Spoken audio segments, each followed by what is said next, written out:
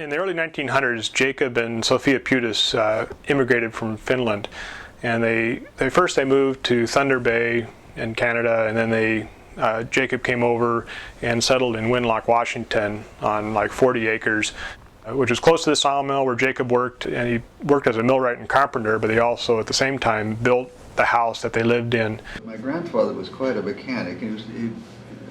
My uncle on my mother's side was so impressed with all of the things that he would do. He'd had keys made to all of the different things in the barns that were made out of steel that he had invented. Well, I was always fascinated with the locks that he had on the doors that were operated by wires, and but then again, I didn't realize until later that it wasn't that way on all farms. And people would bring their cars to my grandfather. This was in the early days of the automobile, and he was able to fix them, and they said that they called him Jacob. Jacob Putas was one of the best around. Arvid was born in 1909 as the fourth of an eventual 9 children.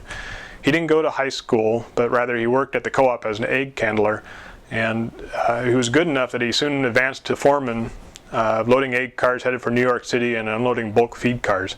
He married Betty West, daughter of Frank West and Francine Faro. Uncle Arvid was so sweet and quiet and unassuming. He could easily fade into the background, and he was a wonderful contrast for his wife, Aunt Betty, who was just full of life and always laughing. She always had a joke. I think her family, they were butchers. She cooked wonderful meals with fantastic meats. And if she came to our house to visit, she never left with everything that she'd brought with her.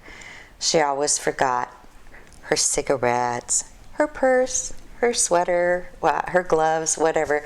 So they would leave, you'd say goodbye, and a few minutes later they'd come back and Arvid would come to the door. Betty forgot something. In 1933, Arvid and Betty had a son, William Putaansuu, who ended up being an only child, and probably for a very damn good reason.